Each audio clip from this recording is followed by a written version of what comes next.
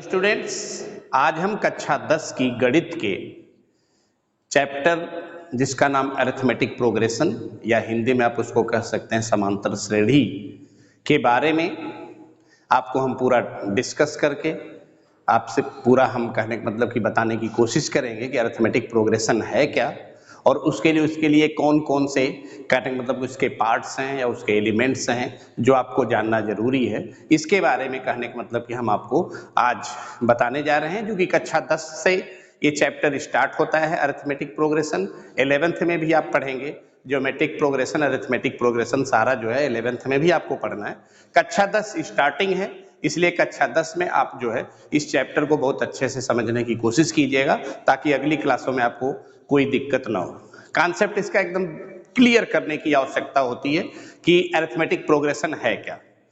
Arithmetic progression is the collection of the number in which each term is obtain by adding a fix number. हमने black board पे भी लिख रखा है, अभी आपको बताते हैं वहां से भी, लेकिन फिर से सुनिए कि arithmetic progression is the collection, या आप कह सकते हैं list of a number in which each term is obtain by the adding a fix number except first term is called arithmetic progression. और जो फिक्स नंबर होता है ऐड किया जाता है, the fix number which is adding each term is called common differences of the arithmetic progression.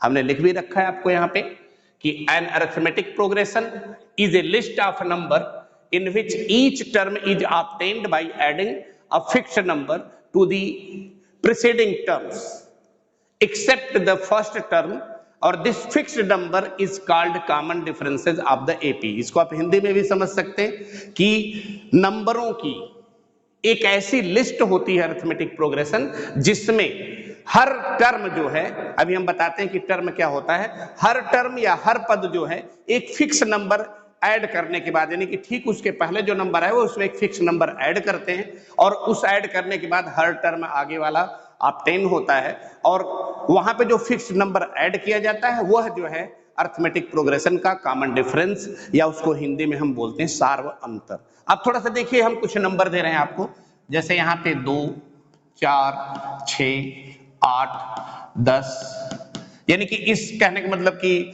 Series में ये number बढ़ता जाएगा। तो 2, 4, 6, 8, 10, पहला नंबर आपका यहाँ पे 2 है, दूसरा 4 है, तीसरा 6 है, 8 है, 10 है। इन्हीं एपी के जो ये नंबर्स, इस तरह से जो लिस्ट होती है एपीज की, इन्हीं को हम टर्म बोलते हैं, या इसको हिंदी में कह सकते हैं कि पद बोलते हैं। Here is the collection of the number as 2, 4, 6, 8, 10। You got here that is a 2, यानी कि फर्स्ट टर्म इज 2, सेकेंड 4, यानी कि जस्ट यानी कि प्रीसीडिंग टर्म में 2 ऐड किया हुआ है। Here is add 2 in the preceding term, तो next term is 4। In 4 here is added 2, तो next term obtain 6। in 6 added 2, next term obtain 8, and in 8 adding 2 once again, and you got number 10. तो here is a fixed number which is add is 2. तो इस तरह से such that the number माने list of the number is obtained is called arithmetic progression. इसको आप हिंदी में भी समझ सकते हैं कि 2, 4, 6, 8, 10, यानी कि 2 में 2 जोड़ दिया गया 4 हुआ, 4 में फिर 2 जोड़ दिया गया 6 हुआ, 6 में 2 जोड़ दिया गया 8 हुआ, 8 में फिर 2 जोड़ दिया गया 10 हुआ। इस तरह से कहने का मतलब कि इनफाइनाइट, यहाँ पे 3 डॉट का मतलब इस तरह से हम इसी माने कहने का मतलब कि टर्म में हम आगे बढ़ते जाएंगे, 2-2 ऐड करते तो इनफाइनाइट नंबर तक जा सकते हैं। वैसे भी हम आपको बताते हैं कि एपी अरिथमेटिक प्रोग्रेशन जो है कहने का मतलब कि 2 तरह से, एक इनफाइनाइट होती है, एक फिनिट होती है। इनफाइनाइट माने जो होती है उसमें जो कहने का मतलब कि उसको कह सकते हैं सीमित समांतर श्रेणी और असीमित समांतर श्रेणी। सीमित समांतर श्रेणी का मतलब कि जैसे यहाँ पे आप डॉट डॉट हटा देते हैं तो क्लियर है, यहाँ पे जो पहला पद है 2 है और आखिरी पद 10 है, कामा भी आप यहाँ पे हटा देंगे। तो इस तरह से ये जो है फाइनाइट अरिथमेटिक होती है, फाइनाइट अरिथमेटिक प्रोग्रेशन होगी। लेकिन अगर यहीं पे आप कामा लगा के डॉट डॉट करते हैं तो क्लियर है इनफाइनाइट अरिथमेटिक प्रोग्रेशन इस तरह से कही जाएगी, क्योंकि ये इसका आखिरी टर्म आपको पता नहीं है। जिसमें आपको आखिरी टर्म पता हो वो सीमित समांतर श्रेणी कह सकते हैं उसको, ठीक है, या परिमित समांतर श्रेणी कह सकते हैं। और जिसमें नहीं है आखिरी पद, आपको इस तरह से डॉट डॉट करके दिया हुआ है, आपको आखिरी पद नहीं पता है, लास्ट टर्म नहीं पता है, तो आप उसको अपरिमित समांतर श्रेणी कह सकते हैं। ठीक है बेटा, तो क्लियर है आपके यहाँ पे देख लिया कि 2, 4, 6, 8, 10 जो नंबर लिखे हुए हैं, या तो आप यहाँ पे 0, -2, -4, -6 इस तरह से भी नंबर ले सकते हैं। देख रहे हैं यहाँ पे -2 सब में ऐड होते जा रहा है, 0 में -2 ऐड हुआ -2, और -2 में -2 ऐड हुआ -4, और -4 में -2 ऐड हुआ -6 होता है। तो क्लियर है यहाँ पे आप जो डी देख रहे हैं, जो फिक्स नंबर ऐड किया जा रहा है 2 है, और यहाँ पे जो डी है जो फिक्स नंबर ऐड किया जा रहा है -2 है। तो इस तरह से आपको डी भी पता चल गया होगा कि डी क्या होता है। डी वही फिक्स नंबर होता है अरिथमेटिक प्रोग्रेशन में, जिसको कि हम उसके ठीक पहले वाले टर्म में ऐड करके नेक्स्ट टर्म जो है हम प्राप्त करते हैं, रिसीव करते हैं। ठीक है, तो आप इस तरह से अरिथमेटिक प्रोग्रेशन समझ चुके होंगे।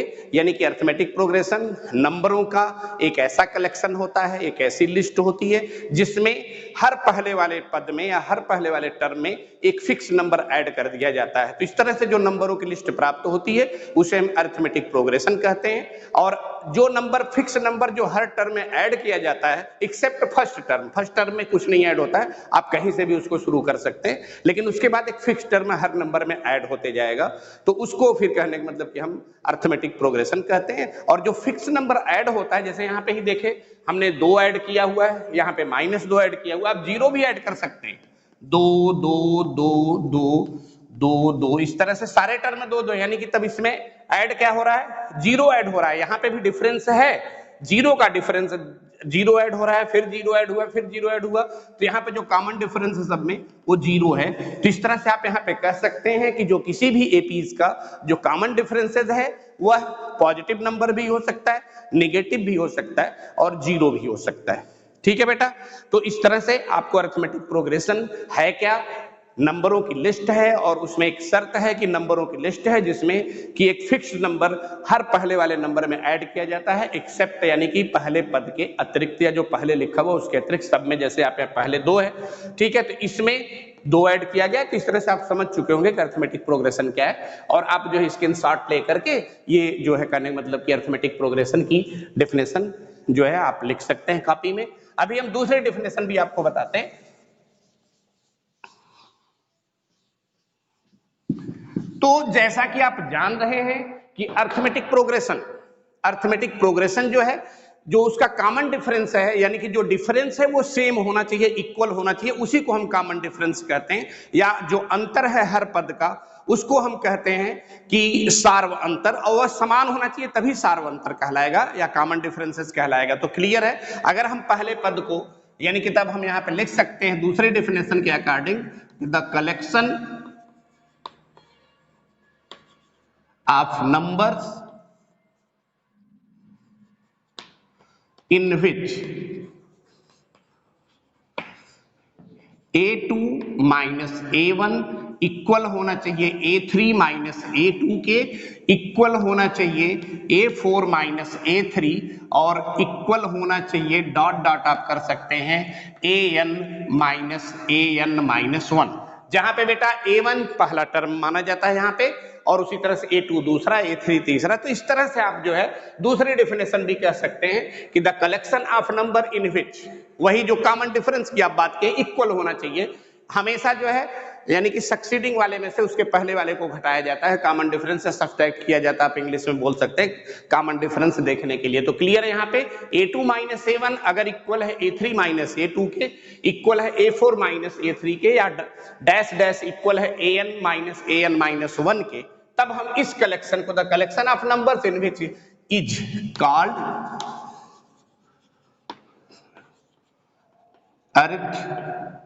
Arithmetic progression.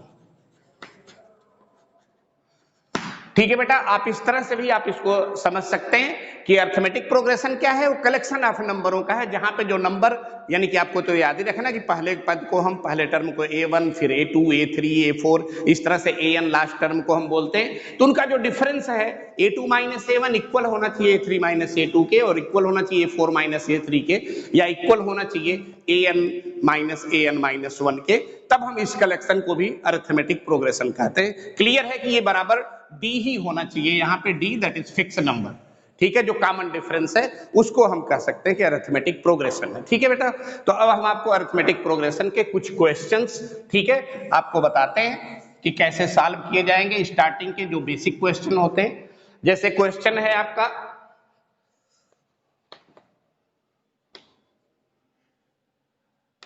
Right the first 4 terms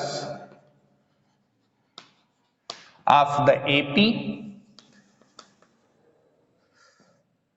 when the first term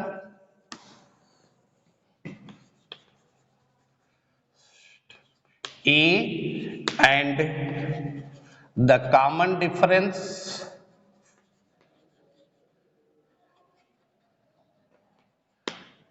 D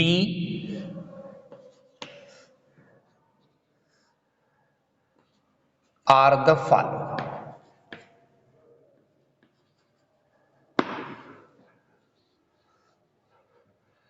समझ में आया? क्वेश्चन आपका है कि right the first 4 terms of the AP when the first term A and the common differences D R the follow. यानी कि दिया हुआ है आपका पहला क्वेश्चन ले लीजिए आप, इसमें a इक्वल टू 10 है और d इक्वल टू ऑलरेडी 10 है, ठीक है। अब आपको दूसरा क्वेश्चन भी यहीं पे लिख लीजिए। दूसरा क्वेश्चन आपका है इसका a इक्वल टू 4 और d इक्वल टू है -3।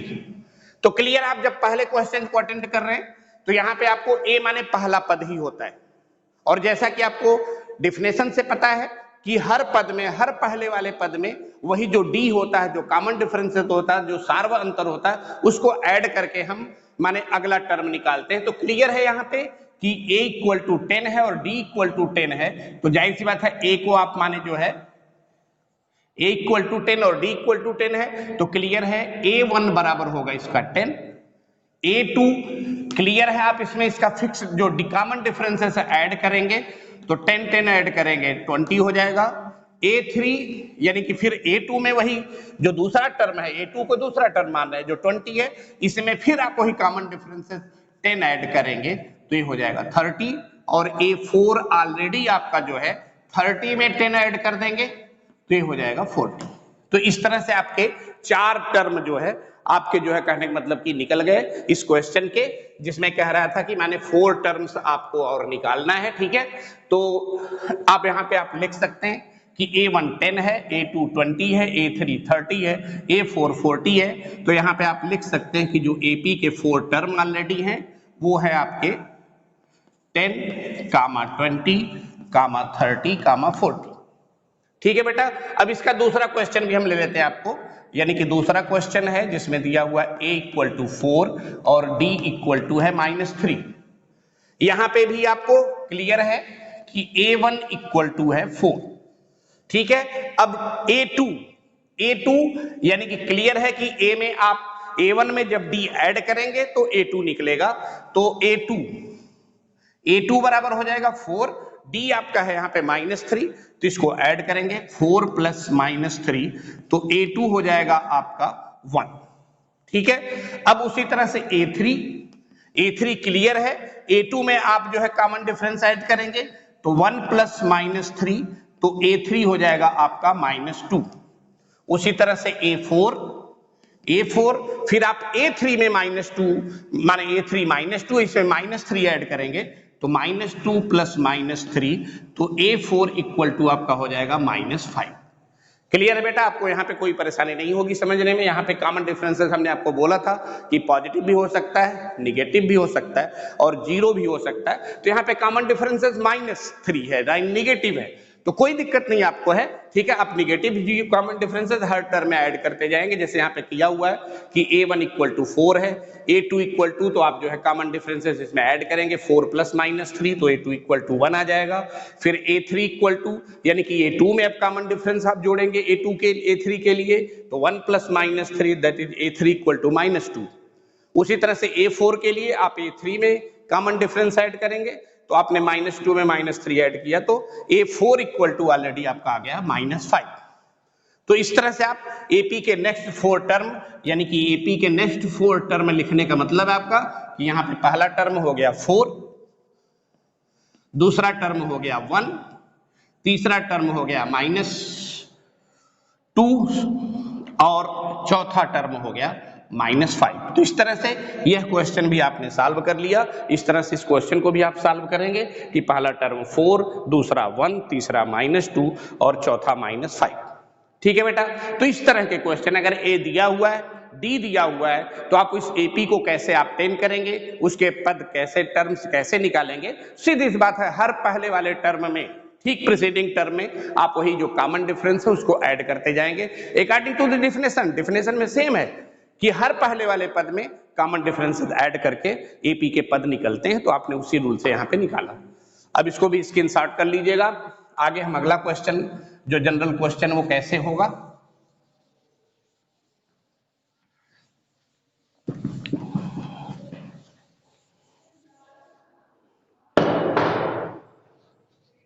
आगे क्वेश्चन है आपका कि फॉर द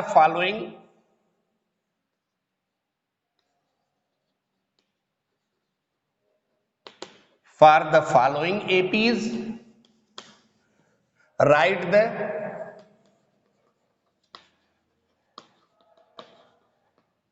फर्स्ट टर्म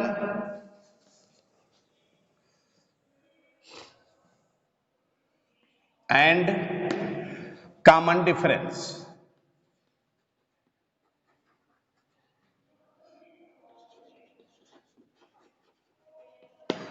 दूसरा क्वेश्चन आपको, जो एपी पे जनरल क्वेश्चन हो सकते हैं, उसी की श्रेणी में हम दूसरा क्वेश्चन आपको दे रहे हैं कि for the following APs right the first term and common difference. तो कुछ एपी दी हुई हैं, आप उनको देखिए। जैसे पहला क्वेश्चन इसमें है 3, 1, -1 और -3, और इनफाइनाइट एपीज हैं इसमें टर्म, तो आप यहाँ पे डॉट डॉट लगा ही हुआ है, तो 3, 1, -1, -3। क्लियर है, आपको फर्स्ट टर्म एपी लिखना है। ठीक है। अब एपी है, ये भी क्वेश्चन में कह रहा है कि एपीज हैं, आपको यहां चेक नहीं करना, अगले क्वेश्चन में आपको चेक करना रहेगा कि क्या जो लिस्ट है नंबरों की वो एपी ऑब्टेन कर रही है, एपी बना रही है कि नहीं बना रही। लेकिन जहां पे आपको दिया है कि एपी है, तो क्लियर है, वहां पे वो चीज जो हमने बाद में आपकी दूसरी डेफिनेशन बनाई थी कि where a2 - a1 equal to a3 - a2 equal a4 - a3 या इक्वल an - 1। तो क्लियर है कि एपी है, तो वहां पे है, तो आप इसके लिए केवल एक डिफरेंस निकाल सकते हैं, a2 - a1 भी निकाल करके वहां पे निकाल सकते हैं। ऐसे में सारे डिफरेंस जो भी पद दिए हुए निकालने की होती है, क्योंकि क्वेश्चन में कह रहा है कि एपी है। ठीक है। यहाँ पे चेक नहीं करना आपको, यहाँ पे पहला टर्म इस क्वेश्चन में और डिफरेंस लिखना है, तो जाहिर सी बात है यहाँ पे जो पहला टर्म हो जाएगा a = 3 होगा। ठीक है। उसी तरह से कॉमन डिफरेंस निकालना है, तो यहाँ पे जो कॉमन डिफरेंस होगा या डी, कॉमन डिफरेंस को ध्यान रखिएगा कि जब हम एपी के अगेन माने एपी के अकॉर्डिंग बोलते हैं, तो डी ही कॉमन डिफरेंस माना जाता है। ठीक है। तो डी इक्वल टू, जैसा हमने आपको बताया था कि a2 - a1, तो a2 कितना है, 1 है, और -a1 है 3, तो 1 - 3 दैट इज -2 आएगा। ठीक है। उसी तरह से आप दूसरा भी चेक कर सकते हैं, यहाँ पे भी डी इक्वल टू यहाँ पे आप ले सकते हैं a3 - a2, तो क्लियर है a3 है -1, और फिर यहाँ पे 1 माइनस होगा, तो क्लियर है -2 आ गया। ठीक है। उसी तरह से आप डी दोबारा भी निकाल सकते हैं, जबकि हमने कहा था कि एक ही बार निकालेंगे काम चल जाएगा, लेकिन आप यहाँ पे निकाल सकते हैं। डी जो है फिर यहाँ पे निकालेंगे, तो a4 - a3, तो दैट इज a4 है आपका -1, और माइनस करना है a3, यानी कि -3 - -1, तो क्लियर है -3 + 1 होगा, और यहाँ पे भी -2 आएगा। ठीक है। इतना काम तो तब आपको करना है कि जब आपसे कहा जाए कि जो लिस्ट ऑफ द नंबर है उसको आपको पता करना है कि एपीज हैं कि नहीं, लेकिन हमने यहाँ पे भी आपको कर दिया, थोड़ा सा आपको कॉन्फिडेंस होगा कि हर टर्म का, यानी कि तब a2 माइनस a1 भी आपका -2 आया, a3 माइनस a2 भी -2 आया और a4 माइनस a3 भी -2 आया, जबकि कॉमन डिफरेंस आपका यहीं से काम चल जाता कि ठीक है कि a2 माइनस a1 से। तो यहाँ पे आप लिख सकते हैं a इक्वल टू 3 है पहला टर्म और d इक्वल टू ऑलरेडी यहाँ पे आपने तमाम निकाल लिए, 4 निकाल लिए, तो d बराबर इसका हो रहा है -2। ठीक है बेटा, आपको समझ में आया होगा। इसका दूसरा क्वेश्चन हम लगाते हैं आपके लिए, ठीक है।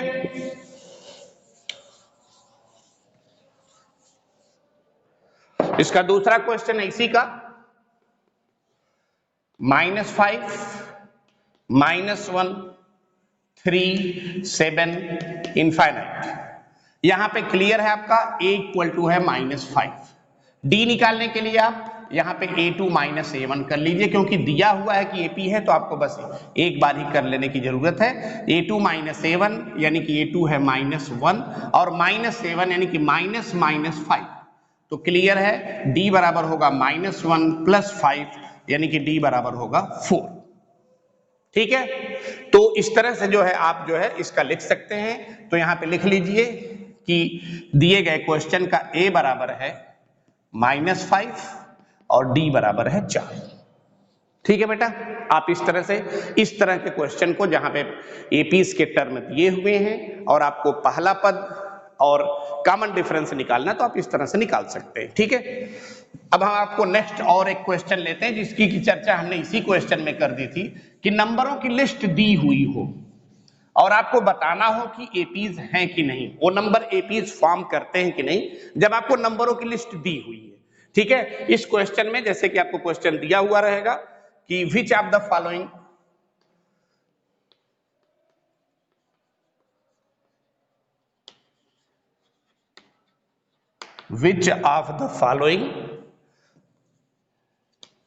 are APs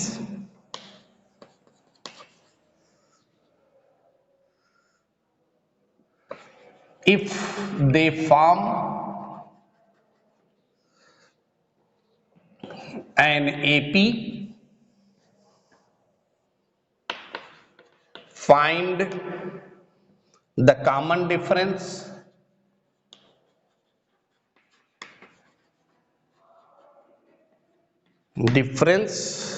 D and write 3 more terms। ठीक है, इस क्वेश्चन की हमने चर्चा आपको पहले ही कर लिया है कि कहने का मतलब कि अगर एपीज कोई लिस्ट दी हुई है नंबरों की, कलेक्शन दिया हुआ नंबरों का, और उसमें आपको पता करना है, आपसे पूछा जाए कि क्या ये नंबर्स जो कलेक्शन ऑफ नंबर्स है या जो कहने का मतलब कि सेट ऑफ नंबर्स है वो क्या एपी फॉर्म करते हैं क्या, तो आपको सबसे पहले, क्योंकि फॉर्म पे जाना वही जो हमने दूसरी डेफिनेशन दी थी वो इजिली है कि आप उनका डिफरेंस पता करेंगे। If they have common difference, then you can say that given list of number is formed AP। ठीक है, तो आप यहाँ पे पहला क्वेश्चन यहाँ पे है, हम लेते हैं, यानी कि दिया हुआ है 2 4 8 16 इनफाइनाइट। क्लियर है, एपी के लिए आपको फिर वही कॉमन डिफरेंस खोजना है, डिफरेंस खोजना है। अगर डिफरेंस सेम आता है तो आप कहेंगे कि ये लिस्ट जो है 2 4 8 16 ये नंबरों की जो लिस्ट है एपी बनाती है। तो क्लियर है, आप यहाँ पे डिफरेंस के लिए आप लिख सकते हैं कि now a2 minus a1, a2 है आपका 4, a1 है तो आ जाएगा 2। यहाँ पे पहली बार जो आपने डिफरेंस निकाला a2 माइनस a1 वो हो गया आपका 2। ठीक है, now a3 minus a2, clear है, 8 माइनस 4 आएगा 4। ठीक है, तो आप देख रहे हैं कि a2 माइनस a1 2 आया और a3 माइनस a2 ऑलरेडी 4 आ रहा है, तो यहाँ पे जो डिफरेंस है सेम नहीं है। ठीक है, तो डिफरेंस सेम नहीं है तो आप सीधा कह सकते हैं कि जो नंबरों की लिस्ट है, ठीक है, वो एपी नहीं फॉर्म कर रही है। तो यहाँ पे आप लिखेंगे कि because that a2 minus a1 not equal है a3 माइनस a2 के, सो दैट नंबर्स 2 4 8 16, ठीक है, infinite are not form an AP. Clear है बेटा? आप इस तरह से आप कॉमन डिफरेंस डिफरेंस निकालेंगे, सॉरी कॉमन डिफरेंस नहीं, कॉमन डिफरेंस जब डिफरेंस इक्वल होंगे, यानी जब a2 माइनस a1 इक्वल होगा a3 माइनस a2 के, या इक्वल होगा a4 माइनस a3 के, तब हम कहेंगे कि वहां पे डिफरेंस जो है कॉमन है। तो यहाँ पे डिफरेंस कॉमन नहीं है, इक्वल नहीं है, इसलिए जो नंबर्स दिए होंगे 2, 4, 8, 16 और नॉट फॉर्म एन AP। ठीक है, आप इनको जो है करने मतलब कि देखते रहिएगा और सवालों को लगा लीजिएगा, जो भी क्वेश्चन हम दे रहे हैं कैसे लिखना, कैसे क्या करना है। ठीक है, अब हम इसको फिर अगेंस्ट इरेज कर रहे हैं और इसका दूसरा क्वेश्चन दे रहे हैं आपको।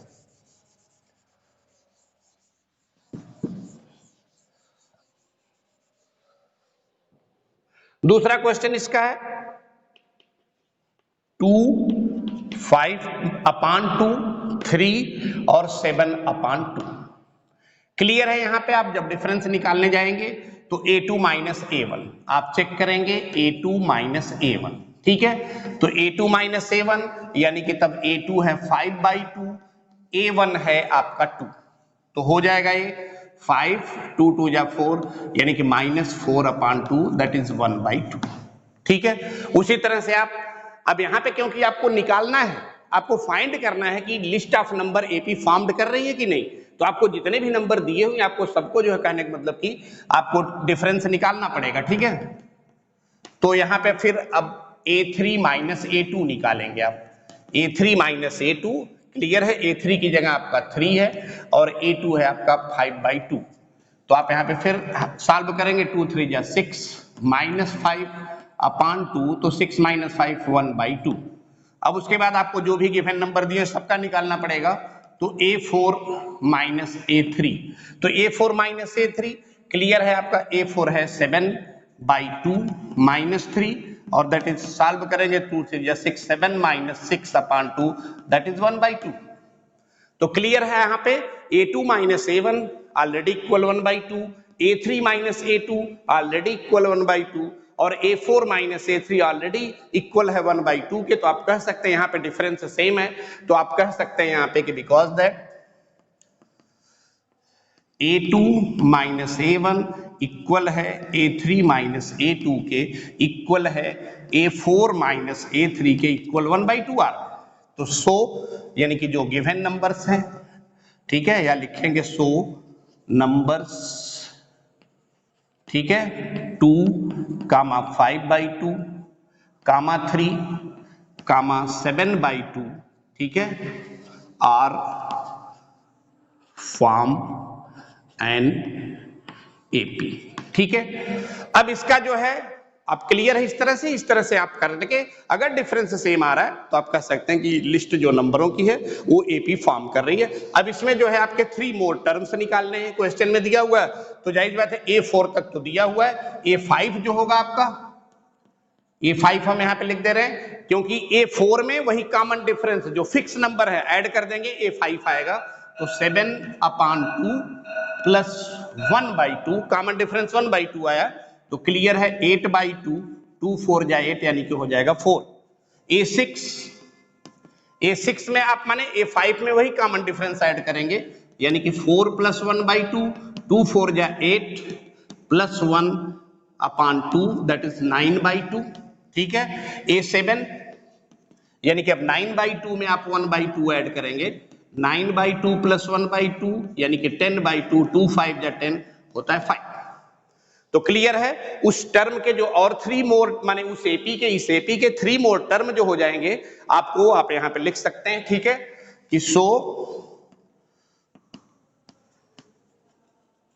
3 more term of AP equal to क्या हो जाएगा, आपका A5 आया 4, ठीक है, और A6 आया 9/2 और A7 आया आपका 5। तो आप इसको यहां पे भी इस तरह से भी लिख करके आगे बढ़ा सकते हैं, 2 5/2, 3, फिर 7/2, फिर 4, फिर 9/2 और फिर 5। तो इस तरह से आप जो है इस क्वेश्चन को भी, इस तरह के क्वेश्चन को फाइनल करके कि AP है कि नहीं, और फिर इसके बाद जितने भी टर्म्स आपसे कह रहा है हर टर्म में उसके पिछले वाले में जैसे जो डिफिनेशन होती है APs की, कि वही फिक्स नंबर जो होता है, जो D होता है, उसको ऐड करके आप निकाल सकते हैं। ठीक है,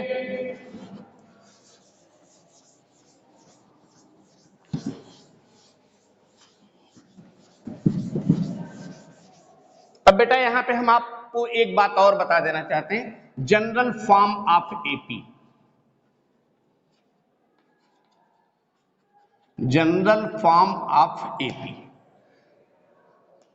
जैसे आपने देखा कि एपी का पहला टर्म जो होता है ए होता है, दूसरा टर्म क्या होता है उसमें आप यानी कि A1 बराबर ए और A2 इक्वल टू एपी के डेफिनेशन से डी ऐड कर देंगे, फिर A3 इक्वल टू क्लियर है A प्लस डी दूसरा टर्म है, इसमें आप डी ऐड करेंगे तो A3 इक्वल टू हो जाएगा A प्लस 2D। उसी तरह से A4 A3 में आप डी ऐड करेंगे तो A plus 2D plus D, तो A4 इक्वल टू होता है A प्लस 3D। तो इस तरह से जो बेटा जो फॉर्म है ये एपी का, यानी कि A plus D, A plus 2D, ठीक है, and comma A plus 3D या कामा कामा करके, ठीक है, A plus n minus 1 into D, ये जो है आपका यहां पे आप ये तरीका सही नहीं होगा, थोड़ा सा अगर लिखना है तो आप सही तरीके से लिखें, कामा देंगे, डॉट डॉट का निशान लगाएंगे, फिर कामा देंगे और फिर A plus n minus 1 into D, यानी कि n टर्म अभी आगे वीडियो में चर्चा होगी, अगली क्लास में चर्चा होगी कि n टर्म यानी कि, तो क्लियर है कि लास्ट टर्म तक आप जा सकते हैं यहाँ पे A plus D, A plus 2D, A plus 3D, dash dash infinite A plus n minus 1 into D, ये जो एपी का फॉर्म होता है इसी को जनरल फॉर्म ऑफ एपी या व्यापक रूप हिंदी में कहते हैं, व्यापक रूप होता है एपी का। ठीक है बेटा, आप समझ गए होंगे जनरल फॉर्म ऑफ एपी यानी कि क्लियर है, आपको हमने यहाँ पे एक्सप्लेन किया, A comma A plus D comma A plus 2D comma A plus 3D या comma comma A plus n minus 1 into D जो होता है, ये जो होता है इस फॉर्म को ही हम एपी का जनरल फॉर्म कहते हैं। ठीक है बेटा, अब अगली चीजें आपके अगले वीडियो क्लास में आपको मिलेंगी।